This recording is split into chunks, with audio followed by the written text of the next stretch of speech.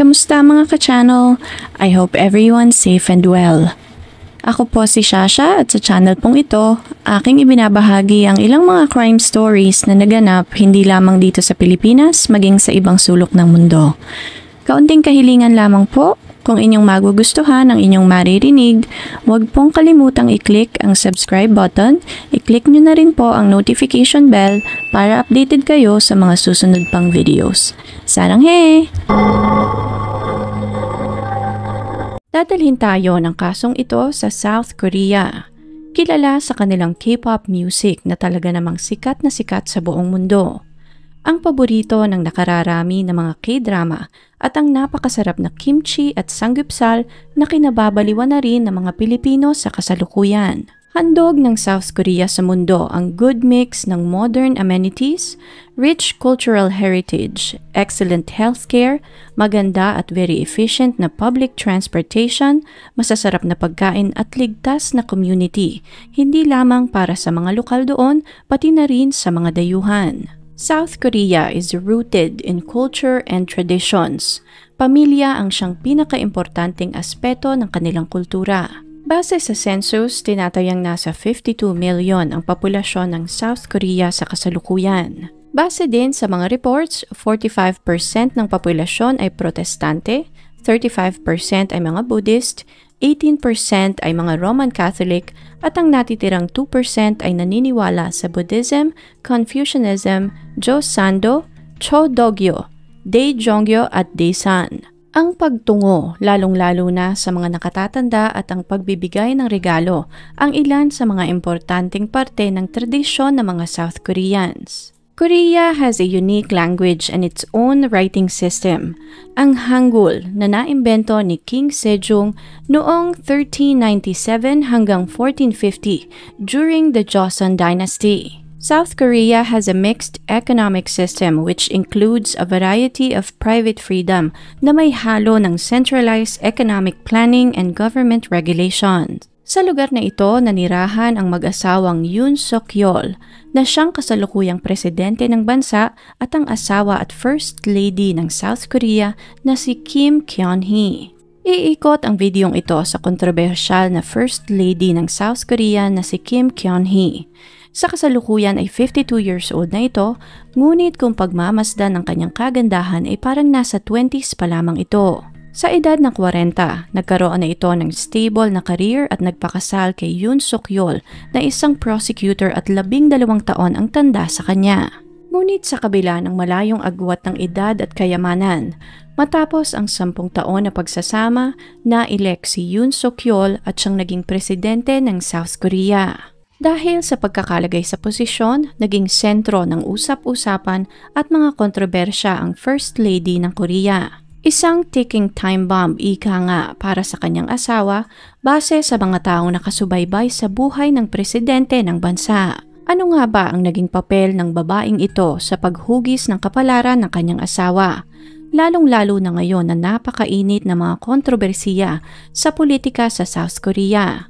Samahan niyo ako at ating balikan ang malaki drama na buhay ng kontrobersyal na si Miss Kim Kyun-hee. Nagsimula ang journey ni Miss Kim sa pagiging First Lady ng South Korea nang manalo bilang presidente ng bansa ang kanyang asawang si Yoon Suk-yeol noong March 9, 2022. 2 buwan matapos ang kanyang pagkapanalo, bumisita sa South Korea si President Biden upang personal na makadaupang palad ang bagong presidente ng bansa. Nang makita nito ang magandang First Lady, nagkomento ito na meron silang pagkakatulad. Iyon ay parehong maganda at very outstanding ang kanilang napangasawa. Matapos ang komentong ito ng presidente, doon na nagsimulang ma-focus ang pansin ng mga tao sa asawa ng bagong pinuno ng bansa. Nagkaroon din ito ng fans club na tinawag na Kim Kyun-hee Admiration Society. Sinubaybayan ng kanyang mga fans lahat ng kanyang galaw, lahat ng kanyang suot na damit, mga alahas, sapatos, mga bags and overall ang kanyang fashion sense at kagandahan. Naging viral din ang larawan niya kasama ang anak na babae ng Samsung conglomerate at hindi maikakaila ang taglay na kagandahan ng First Lady ng South Korea. Mas lalong naging solid ang kanyang image nang nagpunta ito ng Cambodia. Kumalat ang isang larawan kung saan kalong niya ang isang bata na mayroong congenital heart disease. Makikita sa video na nagmula ang bata sa isang mahirap na pamilya. Ngunit kahit na ganoon, ipinakita ng First Lady ang kanyang pag-aalala at pagkalinga sa bata at panay ang paghaplos nito sa bisig ng bata. Dito na nabansagan ng First Lady na siya ang Audrey Hepburn ng South Korea.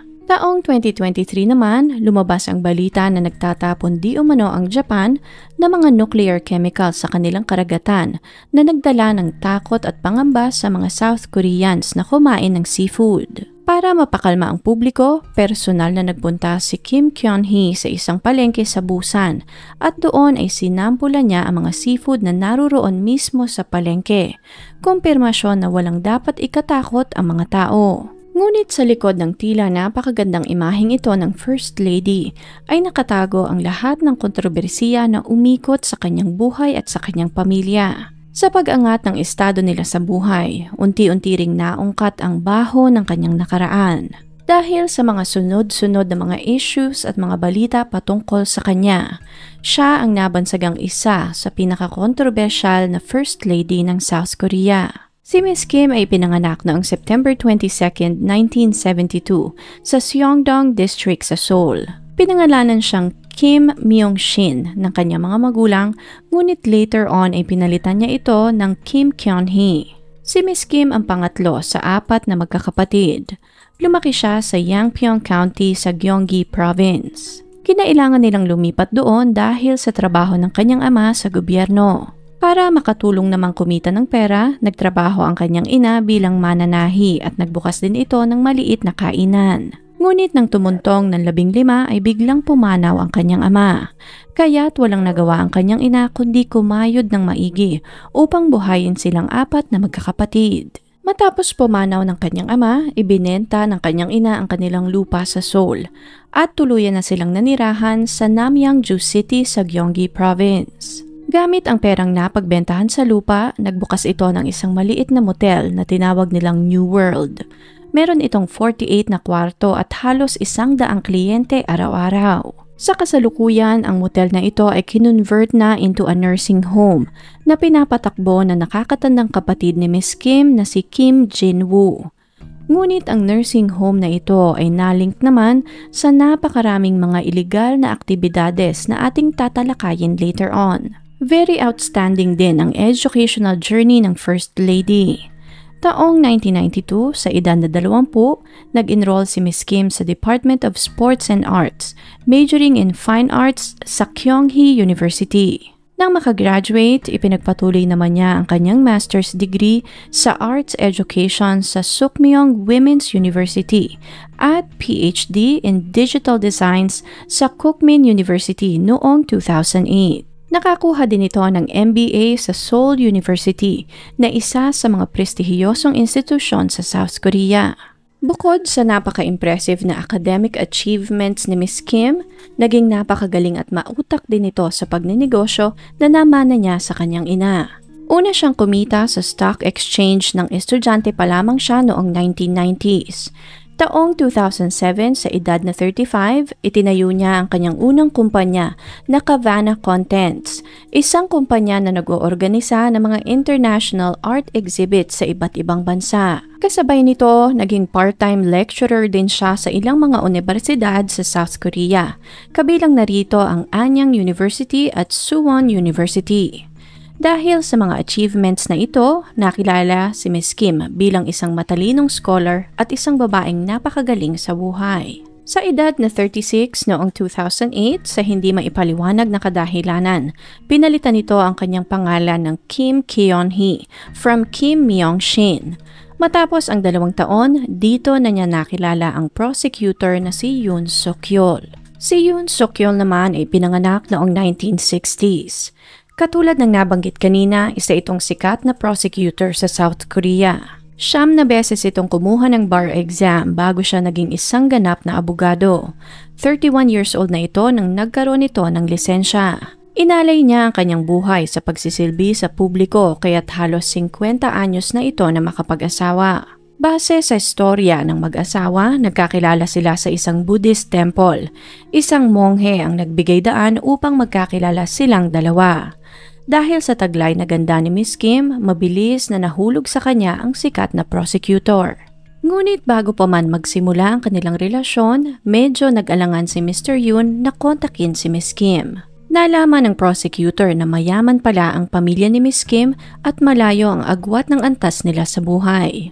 Prosecutor lamang siya ng mga puntong iyon at halos 20 million won o higit 700,000 pesos lamang ang laman ng kanyang savings. Nagdalawang isip ito dahil ng mga puntong iyon ay wala pa rin siyang ipon o mga buildings na pagmamayari kumpara sa kayamanan ng pamilya ni Miss Kim. Ngunit may ibang plano ang kapalaran para sa kanilang dalawa. Lumipas naman ang ilang buwan mula ng una nilang pagkikita.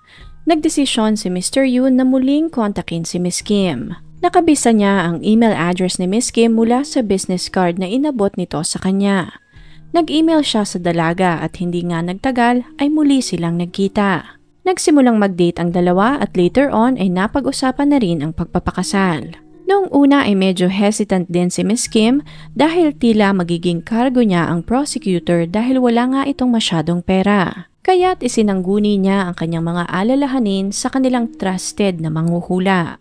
Base di umano sa prediksyon ng manghuhulang ito, kinumpirma niya na nakatadhana silang dalawa para sa isa't isa. Itinagdag din ng manghuhula na nakatadhanang maging isang matandang binata si Mr. Yoon habang si Miss Kim naman ay nakatadhanang maging isang balo. Ngunit kung magsasama silang dalawa ay mababaliwala ang sumpang ito at magiging successful silang dalawa sa business, sa pera, sa kanilang karera at overall sa kanilang buhay. Dahil sa propesiyang iyon ng manghuhula, nagkasundo ang dalawa na magpakasal noong 2012.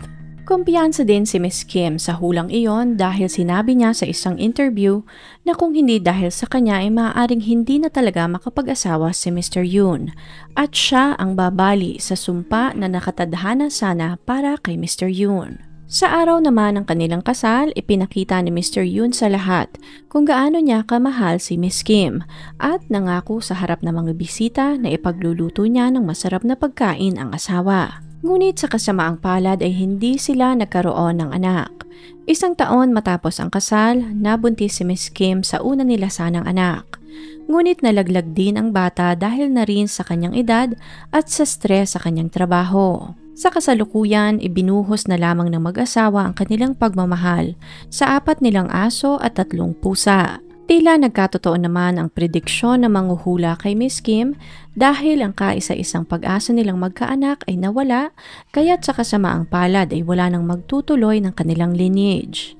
Sa halip na magpaka-stress, itinuon ni Miss Kim ang kanyang atensyon sa kanyang career na nagbigay sa kanya ng mas marami pang oportunidad. Nakapag-organize ito ng malalaking exhibits abroad at napangalanan din siya bilang isa sa 100 Most Trendsetter Women noong 2017. Nang parehas na taon, naibalita rin na umakyat ang assets ng mag-asawa to 6.47 billion won o 6 million USD at ang karamihan ng mga assets ng mag-asawa ay nakapangalan kay Miss Kim. Ilan sa mga properties na nakapangalan kay Miss Kim ay ang Acro Vista Apartments at mga commercial complex sa Socho District sa Seoul. Nagkaroon din ng pag-usad ang career ni Mr. Yoon makalipas ang ilang taon. Naging parte siya ng investigasyon ng corruption case ng 2 dating presidente ng South Korea na sina Lee Myung-bak at Park Geun-hye. Na-appoint naman si Mr. Yoon bilang chief ng South Central District Prosecutor's Office. Dahil sa kontribusyon niya sa mga malalaking corruption cases na ito, nakuha ni Mr. Yoon ang approval ng Blue House na siyang nagbigay daan sa kanya upang tumakbo bilang presidente naman ng mga sumunod na taon. Na-appoint si Mr. Yoon bilang Prosecutor General. Pagsapit ng November 2020, nakakuha si Mr. Yoon ng 25% approval rating mula sa publiko at tinalo niya lahat ng kandidato ng ruling at opposition party habang nagsisilbi pa rin bilang Prosecution General. Dahil sa pangyayaring ito, naging maliwanag sa kanyang mga naging taga-suporta na malaki ang tsansa nitong manalo bilang presidente ng South Korea. 117 days matapos mag-resign bilang Prosecution General, in-announce ni Mr. Yoon ang kanyang plano na tumakbo sa susunod na halalan sa banner ng People Power Party. At noon ngang March 10, 2022 na ipanalo ni Mr. Yoon ang eleksyon at siyang tumayo bilang presidente ng South Korea. Nangyari ito isang araw bago ang ika-10 anibersaryo ng kasal nilang mag-asawa. Isang milestone para sa kanilang dalawa at ng mga puntong iyon, 50 anyos na rin si Miss Kim. Nagsimulang matuon ang atensyon ng mga tao kay Miss Kim noong July 2019 sa inauguration ni Mr. Yoon nang ma-appoint ito bilang Prosecutor General. Nag-viral ang picture nilang mag-asawa na inaayos ni Miss Kim ang Amerikanang suot ng kanyang asawa. Napansin din ng mga tao ang taglay na kagandahan ni Miss Kim sa kabila ng kanyang edad. Ngunit bago mangyari ito, June 2021, isang libro ang kumalat sa publiko patungkol sa mga kontrobersiya na umikot sa buhay, karera at impormasyon sa asawa ng kandidato. Ang dokumentong ito ay tinawag na The X-Files on Yoon Suk-yeol. Isa sa pinakamatinding pasabog ng X-Files na ito ay ang akusasyon na ang First Lady pala na si Miss Kim ay nagtrabaho bilang isang high-end prostitute sa 6th floor Renaissance Hotel sa Gangnam noong 1997. Ito di umano ang nag-aasikaso sa mga VIP clients na nagpupunta sa hotel na iyon. Ang 6th floor ng hotel di umano ay palaging nirerentahan ng noon ay CEO ng Sambo Construction na si Cho Nam-wook. Bukod sa CEO, marami din ibang mga businessman, mga tycoon, influential na mga lalaki ang nagpupunta sa 6th floor. Julie ang naging pseudonym ni Miss Kim. Nagkaroon ng haka-haka ang mga tao na maaaring nagkaroon ng relasyon ang First Lady sa mga mayayamang lalaking ito kaya't biglang angat ang kanyang kayamanan. Mas lalo pang nagkagulo ang mga tao nang inamin ni An Hae-wook na dating presidente ng Korean Taekwondo Association noong December 2021 na isa siya sa mga naging kliyente ni Miss Kim. Kinumpirma ni An Hae-wook na una niyang nakilala doon ang babaeng si Julie noong May 7, 1996 sa imbitasyon din ni Cho Nam-wook. Kabaliktaran naman sa naunang pahayag ng mag-asawa, hindi di umano totoo na sa isang templo nagkakilala ang mag-asawang Yoon at Kim. Nagkakilala di umano ang dalawa dahil na din kay Cho Nam-wook sa 6th floor ng Renaissance Hotel. Dito na rin lumabas ang haka-haka na maaaring ito ang nagtulak kay Miss Kim na palitan ang kanyang pangalan upang maitago ang kanyang nakaraan. July 29, 2021 naman, mas lalo pang tumindi ang mga chismis nang lumabas ang isang mural sa dingding ng isang bookstore sa Seoul. Sa mural na iyon, nakadrawing ang mukha ng isang babae na kamukhang-kamukha ni Miss Kim. May nakasulat din sa mural na listahan ng pangalan ng mga lalaki ni Julie at ang pangarap ni Julie ay maging First Lady, mga doktor, conglomerates at prosecutors. Galit na galit ang First Lady nang makarating ang balita sa kanya, ngunit kahit na gusto niyang magkaso, hindi natunto ng mga otoridad kung sino ang pasimuno ng lahat. Kaya't wala silang nagawa kundi ipagkibit-balikat na lamang ang lahat. Dahil naman sa panggigipit ng publiko, walang nagawa si Miss Kim kundi sagutin ang mga aligasyon na umikot sa babaeng si Julie noong December 13, 2021. Sa presko na iyon, iginiit ni Miss Kim na hindi siya ang babaeng si Julie. Idinagdag din niya na nag-aaral siya o di kaya naman ay busy sa kanyang trabaho ng mga dates na nabanggit sa X-Files. Kaya't imposible di umano na siya ang tinutukoy na babae sa X-Files. Ibinalik naman niya ang tanong sa publiko na kung totoong siya nga ang babaeng iyon, bakit walang kahit na isang empleyado ng hotel ang lumabas at nagkumpirma na siya nga si Julie. Hindi rin naman nakapaglabas ng ebidensya ang mga kalaban ni Mr. Yoon na si Miss Kim nga ang babaeng si Julie kaya't hindi nagtagal ay nawala na rin ang ingay patungkol sa usap-usapang ito. Taong 2022, dito na kinumpirma ng South Korea prosecution na walang katotohanan ang Julie allegations. Kaya't dito na nga nakapagsampa ng kaso ang mag-asawa laban kay An Hae-wook dahil sa pagkumpirma nito sa publiko na si Miss Kim nga ang babaeng si Julie. Dito na rin kinasuhan ng reporter na siyang nag-eri naman ng interviewing iyon ni Anne Haywock for violating election laws. Ngunit hindi pa doon tumigil ang kontrobersiya na umikot sa buhay ni Ms. Kim. Nagkaroon din ng usap-usapan kung paano niya dinaya ang kanyang academic credentials. Katulad ng nabanggit kanina, naging rason ni Ms. Kim na imposibleng siya ang babaeng si Julie sa X-Files dahil busy siya sa kanyang pag-aaral, ngunit nang mabuklat ng mga tao ang kanyang mga dokumento ay marami silang napansin na maling impormasyon sa mga sinasabi ni Ms. Kim. July 2021, kumalat ang mga balita na dinoktor di umano ni Ms. Kim ang kanyang doctoral dissertation at 3 pang ibang academic papers.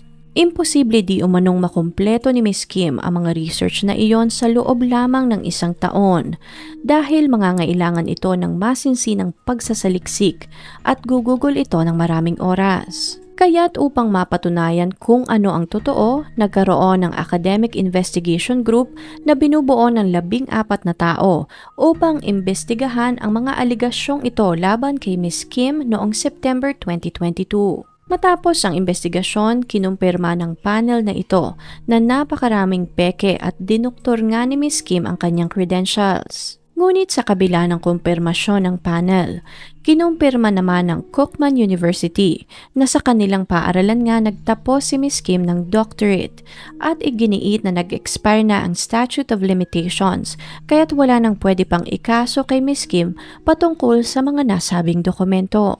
Dahil sa desisyong ito ng Cookman University, nagrally ang halos 200 Cookman alumni dahil sa pagkonsinti nila sa kamali ang ginawa ni Ms. Kim.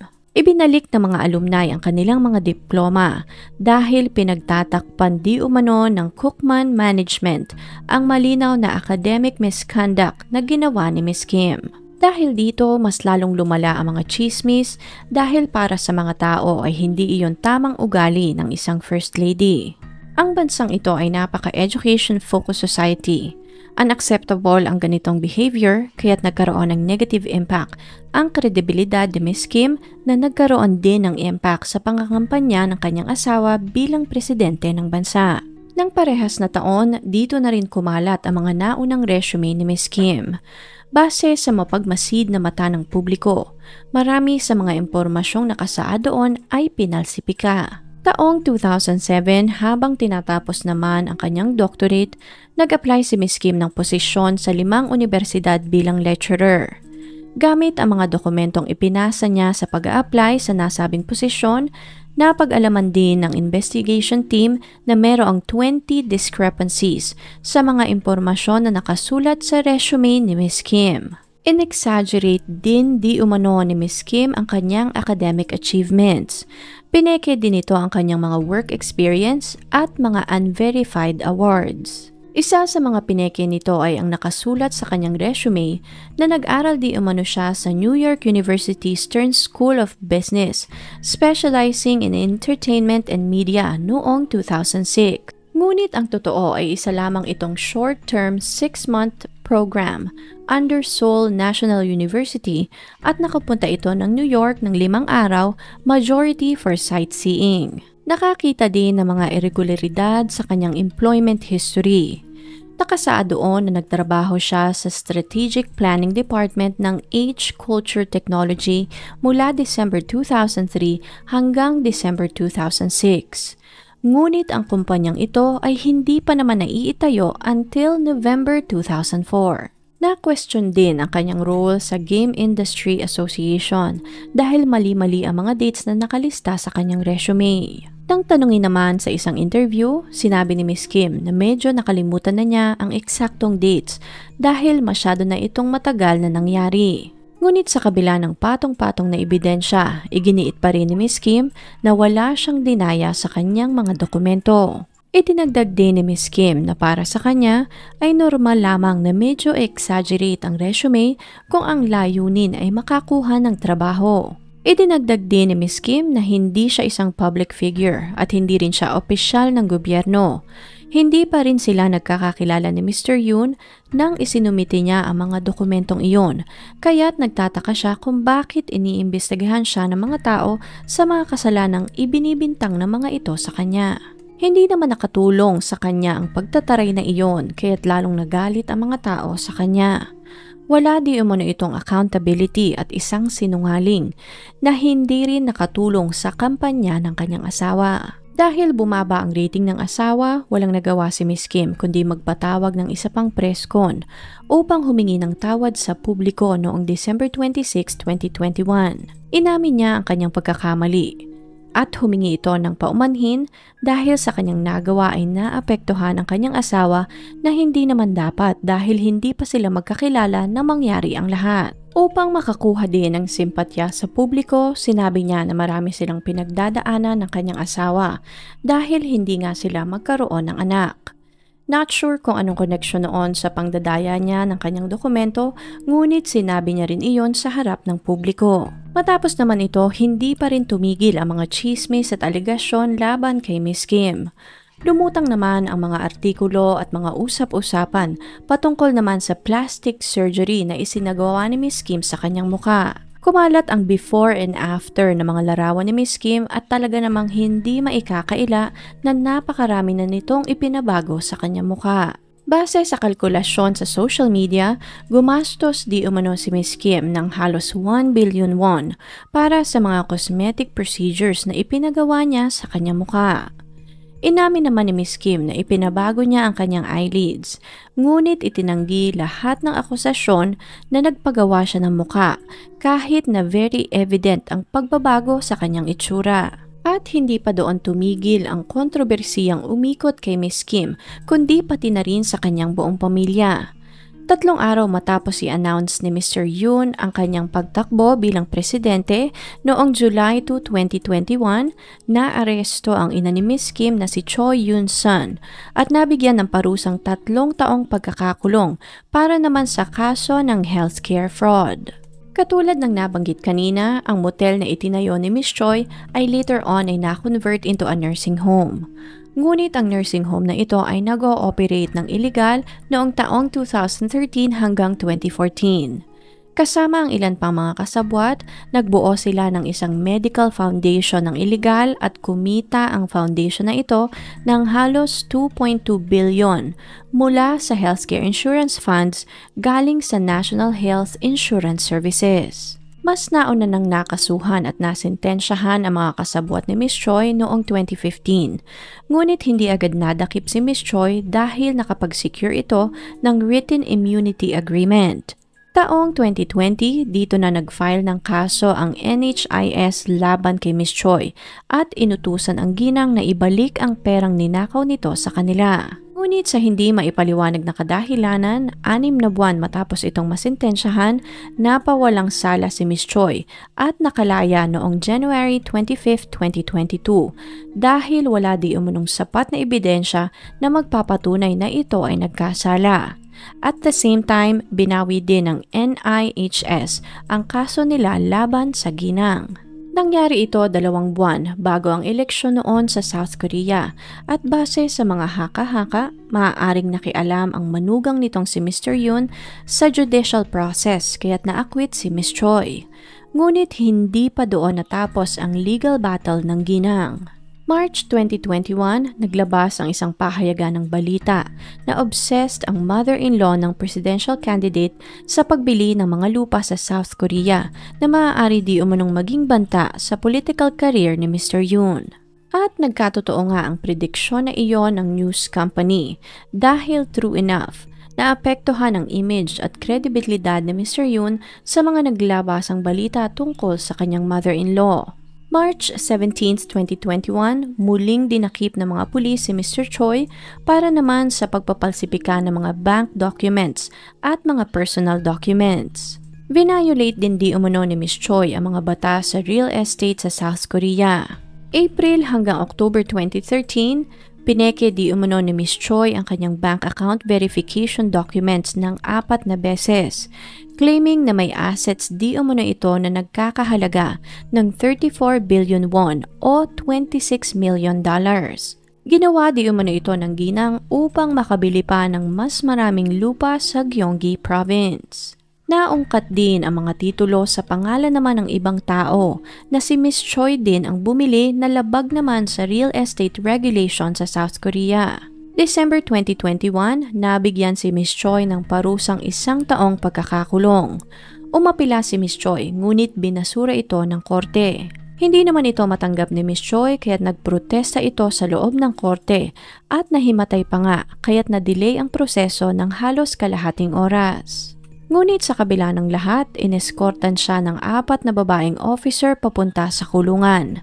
Nakalaya naman ito temporarily na makapagpiyansa noong May 14, 2024.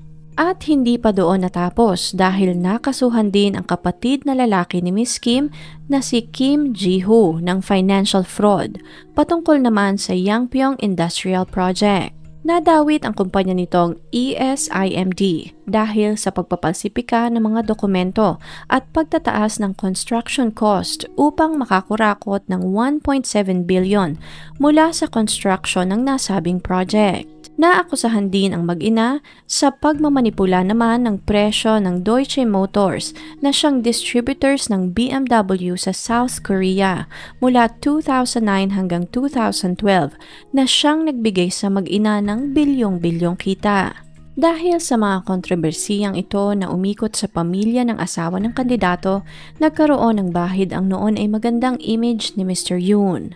At naharap din ito sa mga kaso dahil maaaring sangkot din siya sa mga pangungurakot na involve ang pamilya ng kanyang asawa. Na tila nagpapatuloy ang sinasabing Blue House Curse sa mga presidenteng nauupo sa pwesto. Kaya't naging napakalaking tanong kung paano na ipanalo ng presidente ang eleksyon gayong kaliwat kanan ang naging kontrobersiya hindi lamang sa kanya kundi pati na rin sa kanyang asawa at kanyang mga in-laws. Ang tanging naging sagot sa mga tanong na ito ay dahil di umano sa dynamics ng nasabing eleksyon. Pinili ng mga tao ang kandidato na hindi ganoon kasama o ika nga ay yung lesser evil. Ang mga kandidatong magkalaban ng puntong iyon ay si Yoon Suk-yeol at Lee Jae-myung ay pareha silang may disapproval ratings na mas mataas pa sa kanilang approval ratings. Mas pinili ng mga tao si Yoon dahil mas maraming kontrobersiya na umikot sa kanyang kalaban kaya't naipanalo niya ang eleksyon. Ngunit katulad ng nabanggit kanina, hindi tumigil ang mga problema at mga balita tungkol sa kanya at sa kanyang asawa. Nakabantay pa din ang mga tao kung kailan sasabog ang sinasabing ticking time bomb ng mga tao. November 27, 2023, lumabas naman ang isang video ng First Lady kung saan tumanggap ito ng isang Dior bag na nagkakahalaga ng halos 3 million won mula sa isang Korean-American pastor. Sa video na iyon, tinanong pa ng First Lady ang pastor kung bakit palagi itong nagdadala ng mga ganoong mga regalo, ngunit hindi nito tinanggihan ang dala nitong bag. Pahiwatig na hindi iyon ang unang beses na nakatanggap siya ng regalo mula sa pastor.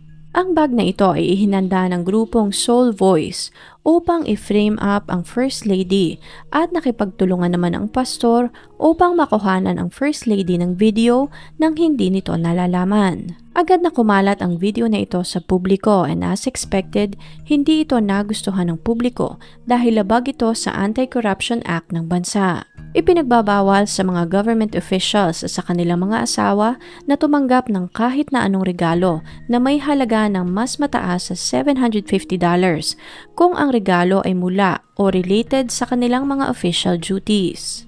Hindi naman ito pinalampas ng presidente dahil malinaw na isa itong atake sa kanilang mag-asawa nang sa ganon ay mabahiran ang kanilang imahe bilang tapat na mga government officials upang hindi na sila makatakbo sa susunod na eleksyon. At hindi pa rin doon tumigil ang mga issues dahil naging usap-usapan din ang paniniwala naman ng mag-asawa sa mga manghuhula na di umano ay gumagamit ang mga ito ng talisman upang mapredict ang kinabukasan. Nagsusulat di umano si Mr. Yoon ng Chinese character sa kanyang palad katulad ng nasa video ngayon sa screen, na maaaring may mga dasal o kung anong mga mahika ang ginagamit ng mga ito kaya't nanalo ito sa eleksyon. Ipinaliwanag naman ni Mr. Yoon na ang character sa kanyang palad ay isinulat di umano ng kanyang kapitbahay nang palabas siya ng kanilang gate ng araw na iyon. Isa di umano iyong good luck dahil alam ng kapitbahay na sasalang siya sa debate ng araw na iyon. Isa pang issue na naging usap-usapan din ng publiko ay ang desisyon ni Mr. Yoon na ilipat ang presidential office mula sa Blue House papunta sa Ministry of National Defense Building sa Yongsan District pagkatapos na manalo sa eleksyon.